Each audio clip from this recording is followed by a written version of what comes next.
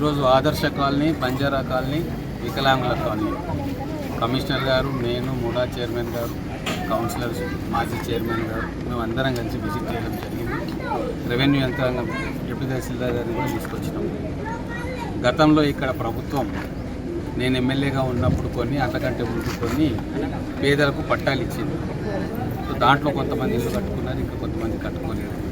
ఈ మధ్యకాలంలో ఎక్కడ ప్రభుత్వ స్థలం దొరికితే అక్కడ చాలామంది పేదవాళ్ళే కావచ్చు, దాంట్లో కొంతమంది ఆల్రెడీ ఇల్లున్న వాళ్ళు కూడా వచ్చి ఇల్లు కట్టే కార్యక్రమం చేశారు, కబ్జా చేసే కార్యక్రమం చేస్తే గతంలో రెవెన్యూ యంత్రాంగం వాటిలో కొన్నిటిని తీసివేయడం జరిగింది. ఇక్కడ మౌలిక వసతుల కల్పన జరగలేదు. గత 10 ఏళ్లుగా దీనివైపు ఎవరు కూడా దృష్టి పెట్టలేదు.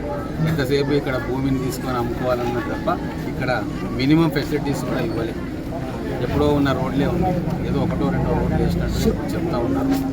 దీన్ని పూర్తిగా అభివృద్ధి చేయాల్సిన బాధ్యత మా మీద ఉంది.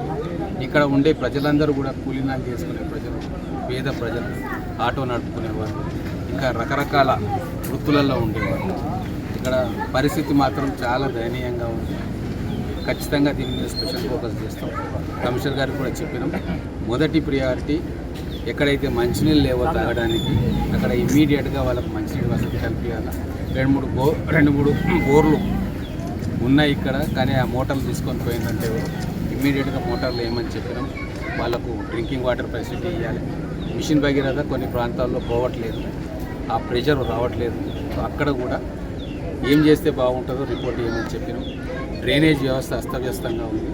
ఒక మెయిన్ డ్రైన్ కట్టాలని చెప్పి నేను ఇప్పుడే కమిషనర్ గారికి చెప్పిన. ఫస్ట్ డ్రైన్స్ కట్టుకొని ఆ తర్వాత ఒక్కొక్కటిగా ఇక్కడ రోడ్లు వేసుకోవాల్సిన అవసరం ఉంది. స్కూల్ లేదని కూడా వాళ్ళు చెప్పిండ్రు.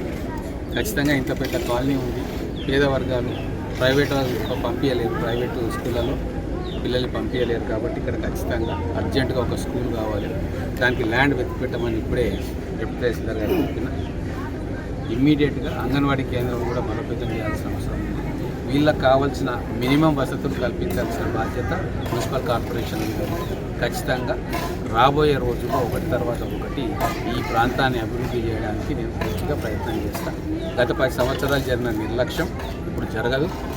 దీన్ని కూడా పట్టణంలో ఉన్న మిగతా ప్రాంతాలలోగా సమాన స్థాయికి తీసుకురావడానికి పూర్తిగా నేను కానీ, కమిషనర్ గారు కానీ, అధికార యంత్రాంగం కానీ దీని మీద ఇప్పటి నుంచి దృష్టి పెట్టారు. రెవెన్యూకి సంబంధించిన అంశం. నిజంగా వాళ్ళు ఒరిజినల్ పట్టా వాళ్ళకు ఉందని వాళ్ళు వెరిఫై చేస్తే ఇబ్బంది ఏమి ఉండదు. కానీ ఇక్కడ చాలా విషయాల్లో కొంతమంది వ్యక్తులు ఇక్కడ చేరి గవర్నమెంట్ భూమిని అమ్ముకున్నట్టుగా వాళ్ళకు ఆధారాలు ఉన్నాయి. సో అటువంటివి తప్ప జెన్యూన్గా ఎవరికి పట్టాలు ఇచ్చినా కూడా ఒకవేళ పొరపాటు ఏమైనా జరిగినా కూడా దాన్ని పరిశీలించి ఆ ల్యాండ్ వాళ్ళకి ఇచ్చే ప్రయత్నం చేస్తాం.